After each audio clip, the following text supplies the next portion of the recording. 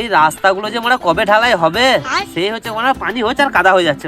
আমার ঘরে পানিটাই দেখ, পানিটাও মরছে না, আর এত কাদা হয়ে যাচ্ছে কি বলবো, ড্রেনটাও মারা করছে না। আরে প্রধান সাহেব নমস্কার। নমস্কার। বলছি প্রধান সাহেব আমাদের রাস্তার কবে ঢালাই হবে?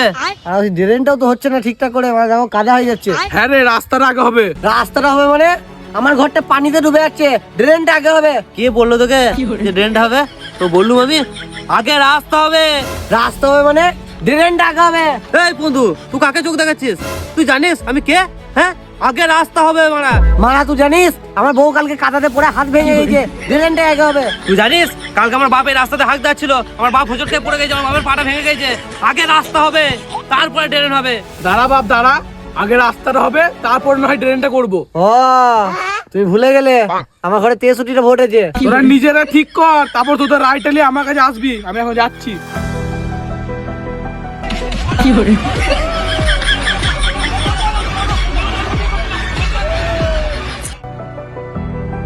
নিজেদের মধ্যে তো ঝামেলা করে লাভ নাই, প্রধান সাহেবকে বলি গাই যে ড্রেনটা তো বেশি খরচা হবে না, তার রাস্তার সাথে একসাথেই করে দিই।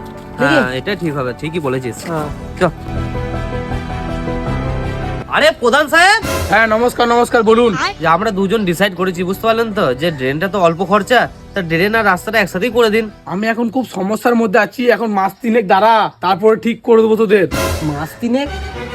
তা প্রধান সাহেব এই বাড়িটা কার? আমার শালি খুব আবদার করছিল বলে আমার শালিকে এই বাড়িটা তৈরি করে দিয়েছি। ঠিক আছে প্রধান সাহেব আসছি আসছি তাহলে। বুঝলি, পয়সা সব মারা গেছে, শালির ওইখানেই ভরে দিয়েছে সব পয়সা। तू समझा? हाँ नहीं तू समझा नहीं।